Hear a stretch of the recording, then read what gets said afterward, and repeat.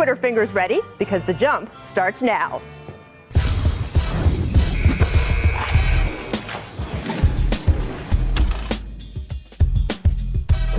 Welcome indeed to The Jump. Joining me today in studio, we have NBA champ Richard Jefferson, NBA reporter Malika Andrews, and from Houston, it is the 2008 champ, Kendrick Perkins. Aww. They're all together again. We're all it's together. So nice. Wait, still this camera? Okay. We have a little we have a little bubble thing going on here, Perk, but we won't team bubble. We won't make you feel bad, I promise. we will. Perk's got a bit of a bubble. No, it's perfectly fine, Rachel. I just feel sorry for you and Malika. I really feel sorry for y'all loss, having to be sitting next to Squidward. But That might be the first time me and Perk are going to agree on something today. It's perfectly fine. We're going to agree on that today. We appreciate your support, Perk. I want to start with the trade first, reported by Woj. The Clippers dealing Patrick Beverley, Rajon Rondo, Daniel Oturu to Memphis for Eric Bledsoe. Memphis has 16 guaranteed contracts now, so they will be open to trade for some of the players returning in this deal. The trade saves the Clippers $30 million in luxury tax, also creates that $8.3 million traded player exception, so they have a year to use that, Richard. What are your takeaways from this deal? Well, I think the Clippers obviously saved a ton of money, and they put themselves in a position to do something later down the line. You know, there's always those opportunities whether someone's unhappy or this, and so if you have a little bit more flexibility, especially that trade exception, that's what the Clippers are looking at. This is also a year without Kawhi. That's what it's looking like. So why carry that extra $30 million when you know the chances of winning a championship without one of the best players in the league is pretty slim? So I like the move. Absolutely. And I had a chance to speak with Eric Bledsoe yesterday, and he's excited about this move to go back to where he started, right? He's a chance to have a look at winning. I know that Kawhi Leonard isn't actually going to be there for who knows how long of the season. That hurts their chances quite a bit. But from going in a New Orleans situation where it was really about mentorship, where it was really about figuring out what that team was about, to a team that has aspirations to win. That was a big piece of this puzzle for him, as well as who doesn't like to be back in sunny California, baby. Yeah. And then, like you said, the Grizzlies, there's still some pieces. I expect another shoe to fall, as Adrian Wojnarowski reported with this deal. Yeah.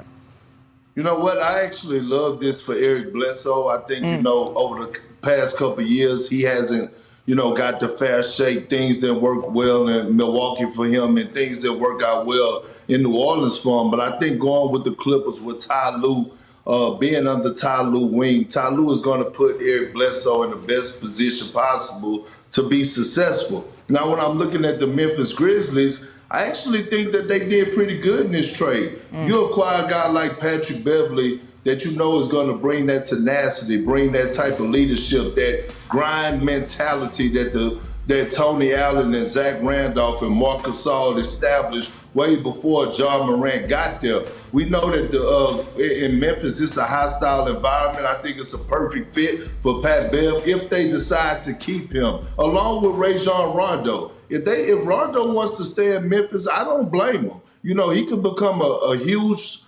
mentor to John Morant for his success, for as being one of the best floor generals to ever play the game in my eyes. Now he could mentor John Morant on how to do certain things, how to be a leader on and off the court. So I look at both sides, and I think both sides won in this deal. Yeah, it's nice. And you kind of feel like a lot of the players won also with Eric Bledsoe. It's tough when you get dealt off a team that goes on to win a championship, right? I mean, you start to feel like, did they win it without me for a reason? Drew Holiday, obviously such a huge part of that title, the way that exchange was. It happened to me 3 or 4 times. Richard, San Antonio, Golden State, like it happened all the time. Everywhere you leave, people win? Is that what you're saying? I wouldn't go that far. There's still quite a few. No? Okay. It's fine, Eric. I think it'll be great for him. And who knows with Kawhi, right? I mean, we don't expect him for the bulk of the regular season, and certainly his injury history is to be more careful and be on the more conservative side. But he could be back for the playoffs. And this is a team that has shown this past postseason that they can roll with the punches. They have a veteran presence on them, and we'll just have to see how it happens. I don't think Memphis knows yet which pieces they are going to keep. I think it will depend on the offers they get in the coming weeks. I want to move on to Summer League, though, guys. They're always testing new rule ideas in Vegas. And this year we have gotten sudden death overtime. Perk, do you like this? Would you want to see it during the regular season? Absolutely not, Rachel. I don't like it because, look, I mean, this is. Do you see these shots that these teams are making? That means like whoever gets the ball first, all you have to do is draw a foul or move the ball around and make one shot to end the game. I don't like this rule. If they was to put this rule into the NBA, can you imagine how many upsets would happen? How many teams could possibly win championships, but just going into overtime?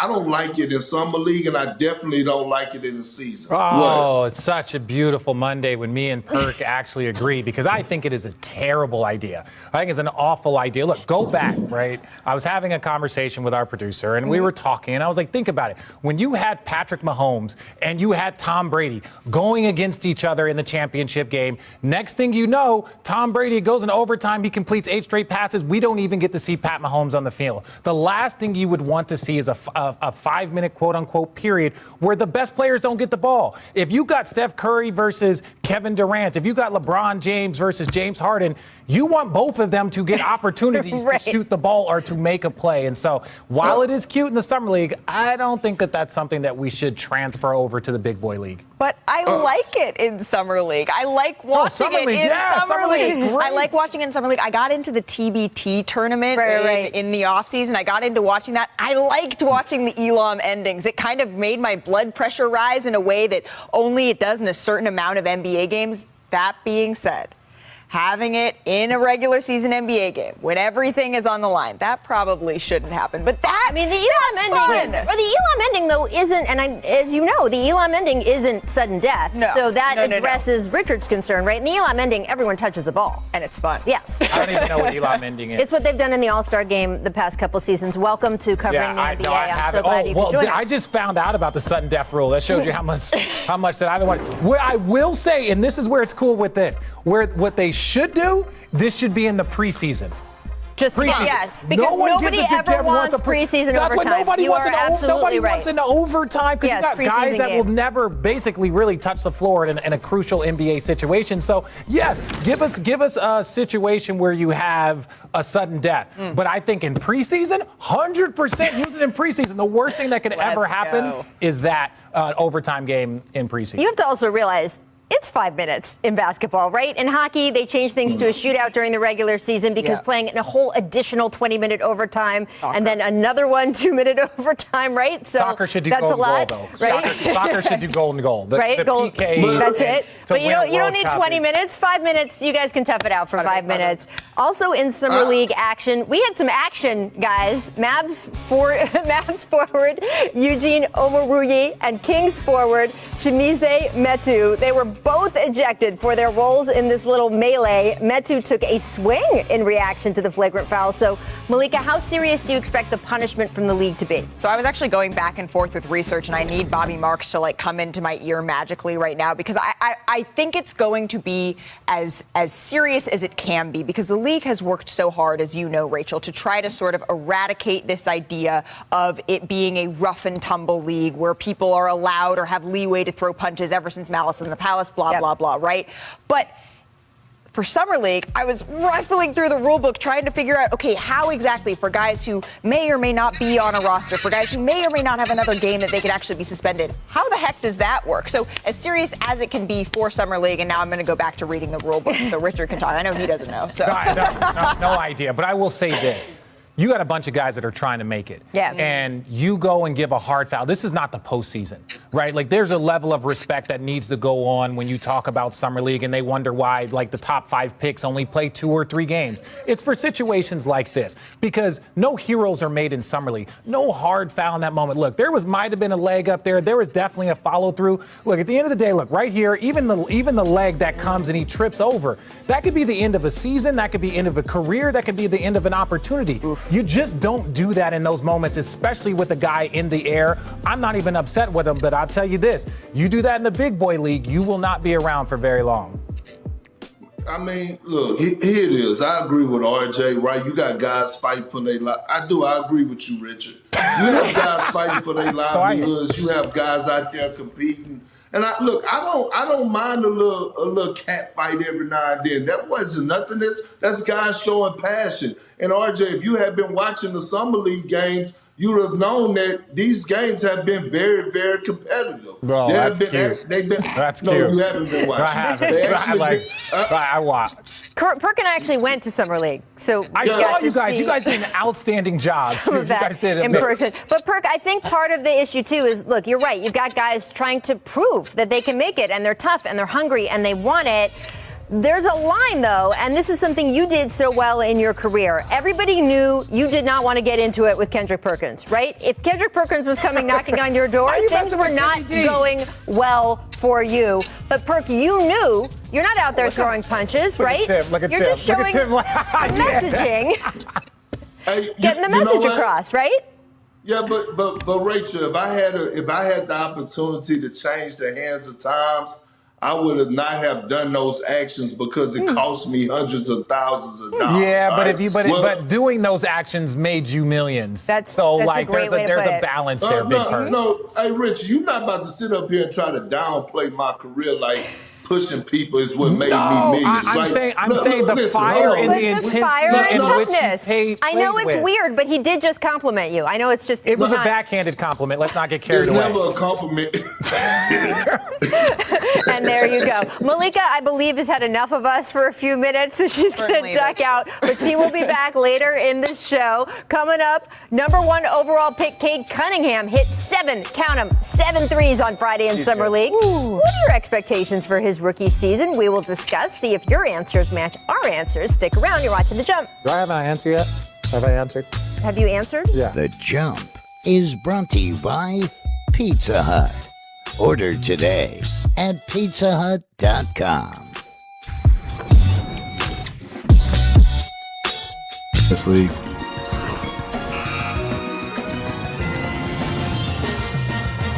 No, we got to keep Make it there. glass. A pair of backboard alley-oops by the Kings at Summer League. Perk, maybe they're just testing the durability of the backboard in Vegas. Ooh. Hey, Rachel, I tried to tell the world this is the most athletic draft in NBA history. You did say that, Perk. I don't listen to a lot of stuff you say, but that was pretty accurate. When I watched some of these guys fly, but it was more of the ease with the athleticism. Like, they can do it in different ways. Like, look at that. Just off the backboard, and then he tried to go Kenyon Martin on the rim. If you guys don't know, young people, Google it. Kenyon tried to rip the rim off on the most simplest of dunks every time. Yeah, it's called snatching the screws out the rim, Rich. Yeah, that wasn't my thing. I was like, no fingerprints, no evidence. You're like, just lay it in. Yeah. Just flush lay it it. in. Ooh, off the glass? Mm-hmm. These kids might be able to play one day. Miss injuries. Keep your eye on Rajon Tucker at the top of your screen. So he's limping. But then the Sixers get out and run. Oh, look, he's scoring! He catches a lot. BB, I got it. Oh, look at that. I mean, alley-oops clearly have healing powers, Richard. That's the only explanation for this. There are certain people that are super fast when they have the ball in their hands and are super slow when they don't. And there's individuals that I'm hit. Yeah, I'm fine. I'm hit. Is that a flopping make it. rule? Oh, no, I can't. Does that count as like a flopping? No, not if you just have a, slower gait. No. Yeah. No, but Perk, you got anything? No, I really could see you doing this in the game. I was going to say, you can do this on the show sometimes. Nah, that's not what I do. I do that, yes, but I didn't limp out. I was a track star. Mm-hmm. That's it. I just ran for days. No Past skills. tense. Make buckets. All right, so after his game winner last Thursday, Cam Thomas has not skipped a beat, hit this dagger against the Spurs. 3 of his 36 total points, Perk. I mean, the Nets got a steal here, right? They did. He was the best scorer in this draft, Rachel. I'm surprised he went that low. He literally could have went top 15, but this kid is a flat-out bucket, and yes, the Nets did get a steal with him. They got potential. They did not get a steal, right? Like, he scored a lot of points, didn't shoot a great percentage. If you watch him play, the ball is in his hand. You want to know one place the ball is not going to be in his hands? When he's playing with Kevin Durant, James Harden, and Kyrie Irving. So he's got to adjust his game from being a 23-point-a-game scorer in college, 40% from the field. He's got to be an efficient shooter. But he's, he's got potential. Learning, right? He's got a Distraction. Check out the ankle breaker by Trevlin Queen. Puts the defender on the hardwood. Perk, we want to know if your crossover skills match these crossover skills. Rachel, you seen the video I have when seen I was the in video. the street handling the I ball. have. You seen me doing the sham guard. I got a lot in my bag. I just wasn't able to use it. But look, that was simple. That was a simple 1-2 behind the back, get to the rack. That's easy right there. I got that in my bag for sure. There you go. And honestly, I got to give a lot of respect. If you're getting highlights right now, you got to enjoy it. I don't know how many of those guys are going to be on the Lakers roster, but, hey. No, but my favorite thing about Summer League is that it doesn't matter what team you're playing on, you're auditioning for all of them. Yes, I think that's awesome. You're auditioning for all of them. That is absolutely true. And, those moves, Perk, I think you've got all the moves. It's kind of like Steve Nash has said he wished there was the green light for shooting when he played for the 7 seconds or less Suns that there is for players in the league now. Like 120 a game. It's like as if Perk, if he had gotten that green light, we would have seen an entirely different Kendrick Perkins. I believe in you, Perk. I do. Appreciate it, Rachel. I mean, you don't go to the University of Cash not being able to have skills. So, I appreciate it. Let's stick with Summer League, guys, because number 1 overall pick, Cade Cunningham, made seven threes on Friday. Perk, what are your expectations for him in his rookie season in Detroit? You know what? I think that he is going to put up numbers. This kid could flat out play. We already know that. Obviously, he was drafted number 1. My concerns is how he's going to fit along there. Alongside the guy Hayes that they picked with the lottery pick last season. Cade is the guy that is a point forward. We already know that he could get buckets. We know that he has a mid-range. He can shoot the three. He can post up. But the thing that I love most about him is his facilitating, his playmaking for others. And I'm just watching them in Summer League. I'm trying to see how Detroit is going to find a way to make him and the kid Hayes work because they both are ball dominant. Well, let me say this. I like Hayes, but I think Hayes also needs to make sure that he's working with Cade Cunningham. I think that's on him, right? Yeah, but if you go back and look at the Boston Celtics when they had Jaylen Brown and then they drafted Jason Tatum. They could have had the point guard and Markelle Fultz, and they brought in Gordon Hayward. Obviously, he was injured, but when I look at Cade Cunningham, you know what I see for NBA fans? I see Brandon Roy. Like, Brandon Roy was one of the most impressive right away NBA players that you could see, because he was like fast, but he wasn't that fast. He was quick, but he wasn't that quick. He was athletic, but not super athletic. But what he did is he just understood the game at an extremely high level, and he didn't have any deficiencies in his game. He was strong, dominant, going to left. He would post up smaller guards. He could go by bigger guards. He just had such a complete game. And when I look at Cade Cunningham, I don't see a lot of flaws. And even within his game, the flow and rhythm that he plays with is so effortless. He knocked down 7 threes, but none of these are like Jalen Green, step back sideways. They're just catching rhythm, step into it, reading the floor. It's just a great pace that he plays with. I think he's going to be a lot of fun to watch. And look, the nice thing about being good at everything, which he's such a complete player already, is that if one part of your game isn't working, and we've seen this already with his summer league play, he's got so many other things in his bag that he's like, oh, okay, well, I'll just be a three-point shooter today. And, oh, there's 7 of them. I think the people of Detroit should be very excited about what's going to happen in their building this upcoming season. I'm excited about what's happening upcoming in this show. We're going to talk a little LeBron and Russ. They're already working out together, but how will they fit on the court? These guys will break it down. First, though, here's what The Jump recommends for today on ESPN+. Kevin Pelton, the machine, giving us his 2021 Summer League standouts. You can expect to see Cade Cunningham on there. Check out the story to see who else makes the cut, and we'll be right back.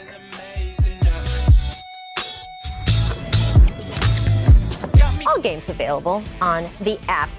Welcome back to The Jump. We got Malika Andrews back in the studio. We got Richard Jefferson. Perk is out there in Houston. And guys, I want to get to the Lakers. LeBron posting these photos on his Instagram, working out with Russell Westbrook, with the caption saying, I agree. I don't think this will work, Russell.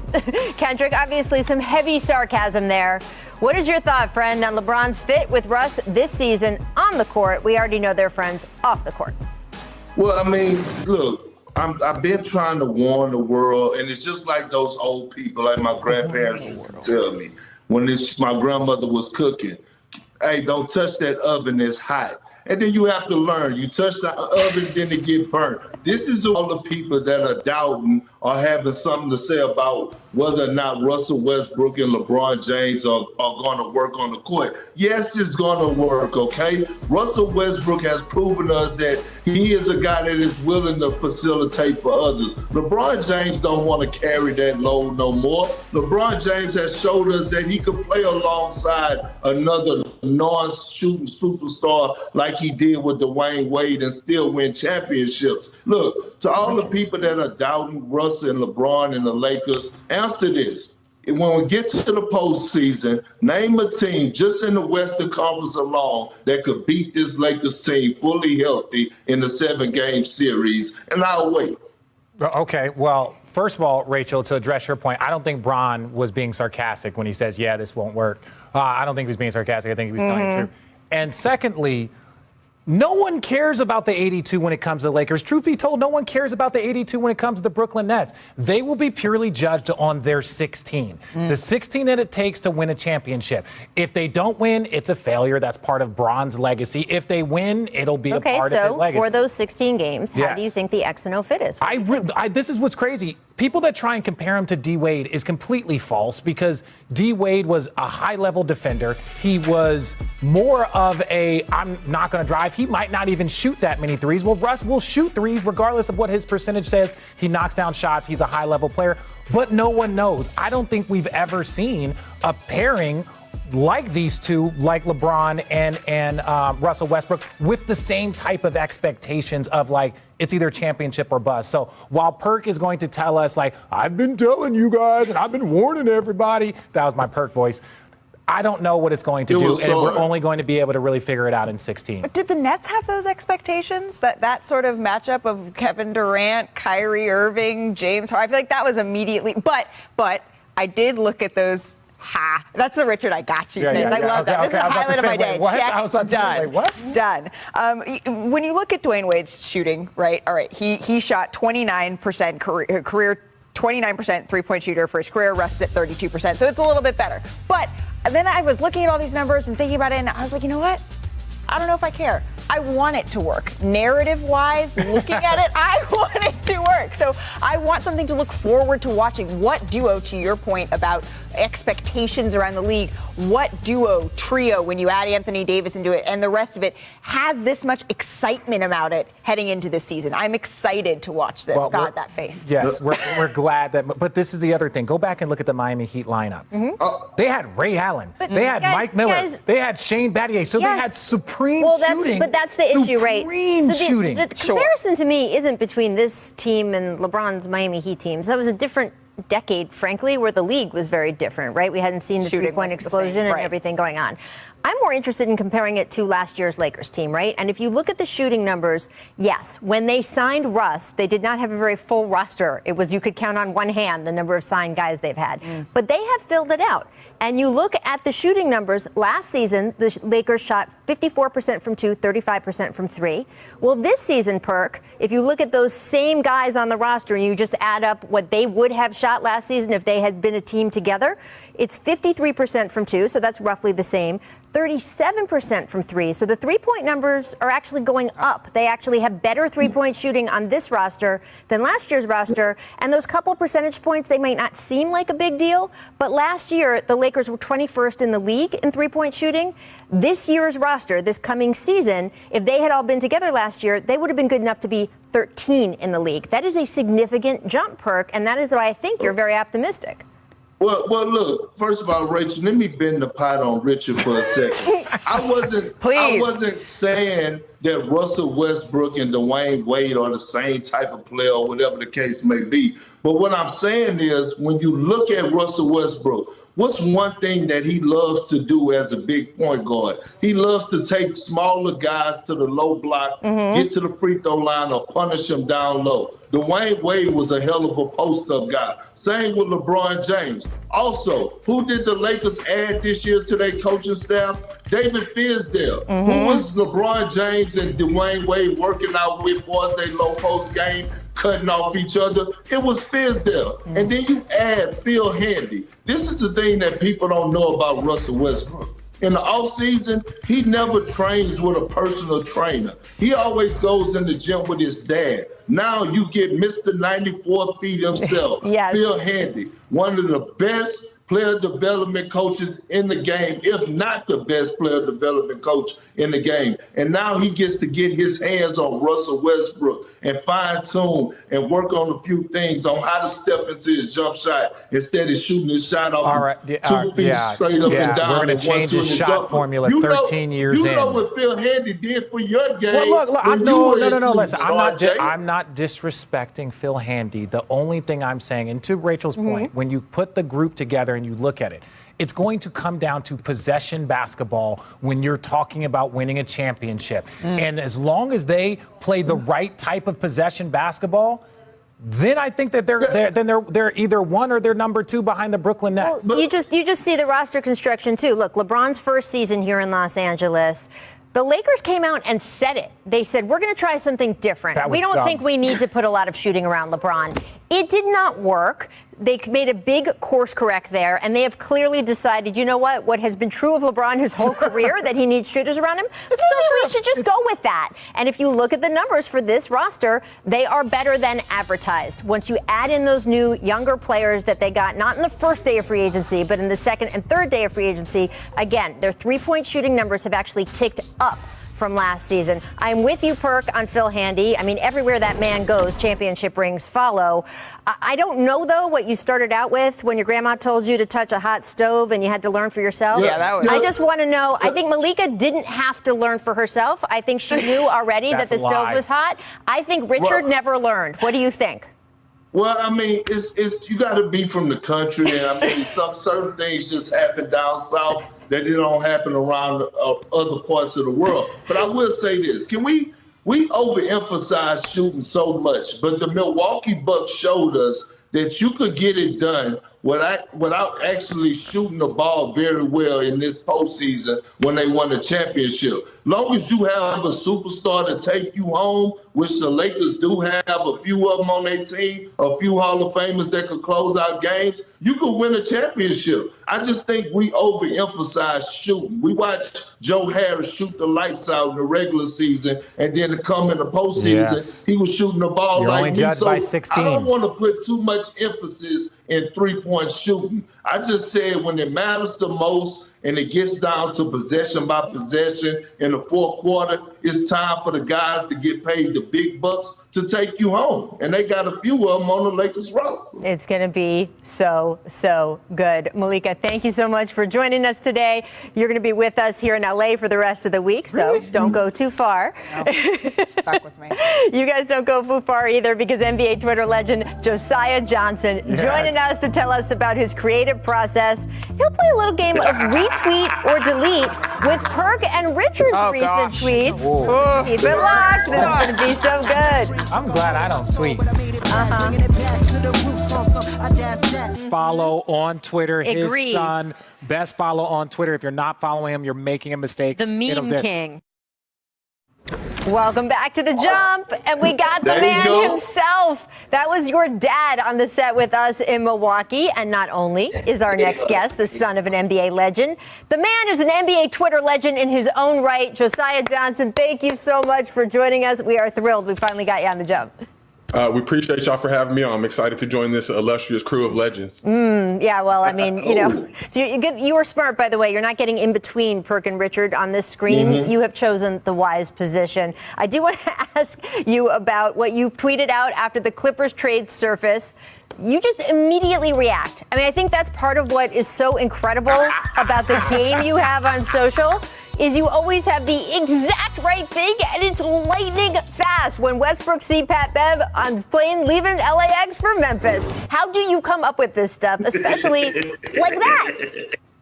Well, like the legend Sugar Free said, if you stay ready, you ain't got to get ready. So I try to just stay ready with the heat at all times. And whatever happens in the NBA Twitter space, try to react to it as quick as possible. Know I'm battling legends like your guys' social team with kids like Hezzy J and Grant Goldberg and that crew over there.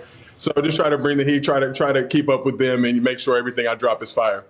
So we had your pops in Milwaukee, and again, he covered my games when I was at Arizona. I played against your brother at UCLA. What I want to know is, like, for the family, like, was that a big moment seeing the Milwaukee Bucks get a championship and knowing how much your dad put into that organization and still represents them to this day?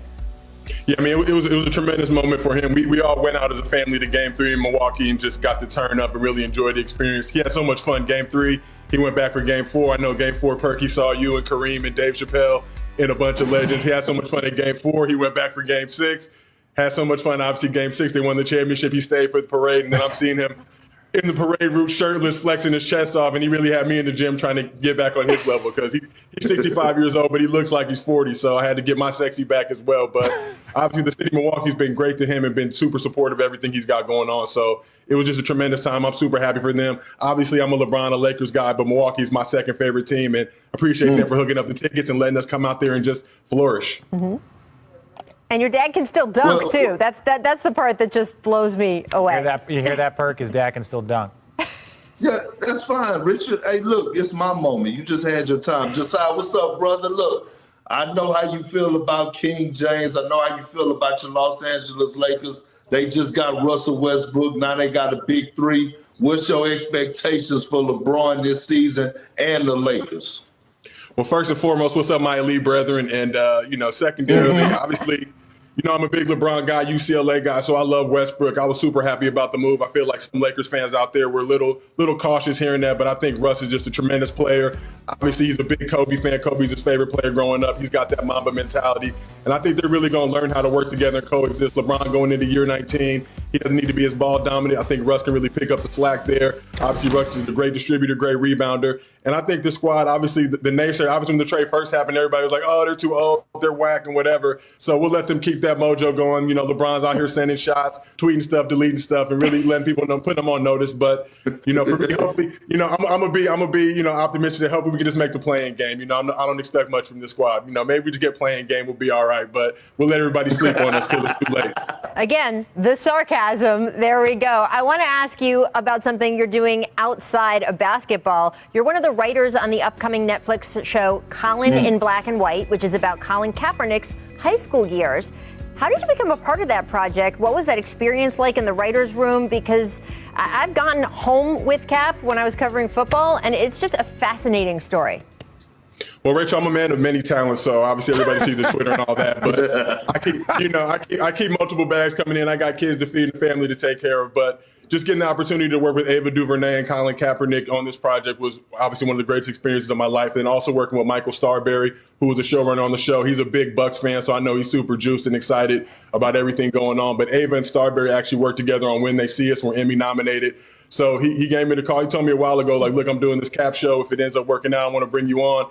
And this is Hollywood, so you hear things all the time. You're like, okay, right. Sure. I believe it when I see it. But show got picked up. He hit me up like, yo, I want you to be in the room. And just to be, experience that working with Ava in her company, Array, and having Colin walk into the room and just being able to look him eye to eye and ask him questions to kind of dispel some of the myths and rumors about him and look at him man to man and see how excited he was to try and get back in the NFL. And I know that's probably still a dream of his, but just looking at everything he's done on and off the field, his are tremendous accomplishments.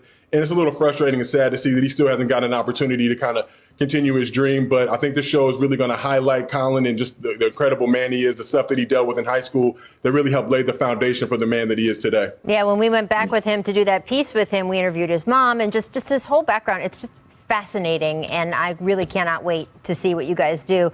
Before I let you go, though, we have a perfect game for you on this show. It is called Retweet or Delete. Now, we usually just ask Perk if he's going to stand behind his tweets or if he wants to delete them. But we want you, Josiah, to be the judge of Perk and Richard. First up, earlier today, Perk tweeted, "You are not required to set yourself on fire to keep other people warm." This is one of my favorite Perkisms. Josiah, are you retweeting or deleting that from Perk? Well, as you guys know, I rock with Perk heavy, so I'm retweeting that one because that is fire. That's what really got you out here saying. There we go. UCLA, stand up. You already know. Come on, Richard. Even you have to admit that's a good one. Yeah, look, it's a good one, but it's like I mean, old people need soft shoes. It's right up there. I've been trying to come up with some Perkisms, and I struggle. Maybe it's just. I don't know. Yeah. I struggle. Next up, Damian Lillard tweeting that could just be your tagline. "I hope we play the Hawks on October 24th. And Richard quote tweeted that saying, "The question is, who is we?" So Josiah, retweet or delete Richard's tweet? I'm going to quote tweet that with like 7 smiley faces because The inquiry minds want to know who is we? Who is we? Playing the Hawks? Yeah. Which team is playing the Hawks? See, my thing is this: when I get that out before Josiah, because I know You feel Josiah, like Josiah was like, all right, where am I going? He's in his bag. He's looking. So if I can do something that makes Josiah laugh. But what I like to do on social media is I like to just put things out there and then I turn off my phone and I just let's see what happens like a couple hours later. It's typically not good. Well, go ahead. No, Richard, you really wanted to know, like, the rest of the world, like, who is we? Like, that was a good, I would quote tweet that. All right. I would actually say something. That was a great job, Squidward. There you go. Aw, it's just such peace and harmony here. Perk, you responded to, there was a clip of Kevin Durant highlights. It called him one of the best scorers ever. You wrote, the greatest scorer ever, not one of, the greatest. Carry the hell on. Josiah, retweet or delete on that one. I'm gonna have to delete that one. I'm a UCLA guy. I got to rock with Kareem Abdul-Jabbar. No disrespect or slander to KD because I do not want him coming for me or the rest of the TC's crew, bands, anybody over on that side, Rich Kleiman, none of those dudes. But I'm a UCLA guy. Rock with Kareem. The skyhook, the most unstoppable shot in NBA history. Also got to give it up to Wilt Chamberlain too because he was a bucket-getting machine and really unstoppable in his era. High jumping. Josiah, you never seen Will play? I got YouTube just like everybody else. I got NFTs. I got all that. Yeah, goodness. look, Kareem is the greatest basketball player. If we are going, like a lot of the times our conversation is like, who is the greatest NBA player of all time? Without doubt, the greatest basketball player of all time from career of high school, college, and pro is Kareem, and it ain't even really close to tell you the truth. Well, Richard, that wasn't what I said. I talked about the greatest scorer, but there you go again, moving the goalposts. I said KD is the greatest scorer of all time. I can't when believe you talk about a guy that's going to give you 50, 40, 90 every season, a guy that's 7 foot, 0 flaws in his game, has a pull-up that's trade fair. ball. That's fair. Mid-range. Agreed. He has no flaw in his offensive game. Okay, what last thing? There's no flaw in this man's game, but you're taking Kevin Durant over Kareem Abdul-Jabbar? I just feel like there's a group at the top, and Kevin Durant is one of them, Kareem is one of them. Michael Jordan, people, won the scoring title 10 times, scored 63 in a playoff game, and got Larry Bird to say, that's not MJ, that's God disguised as Michael Jordan. So he's in that conversation also, just saying. And Kobe too. So you got to show love to everybody. Amen. That's right. So now, Josiah, you know I had to bring this one back. Right? We were talking about this earlier in the show. The perk moves. And you, of course, tweeted about this as well. Give us your play-by-play here, Josiah. I didn't know if this was Perk or Harden before he left Houston to go to Brooklyn. But wow. I love to see big men out there getting it. I love to see big men out there doing it, getting their handle on. So I had to give him the and one mashup to show love to the legend. Man, Josiah just like tossed that grenade on his way out the door. Okay, thanks, people.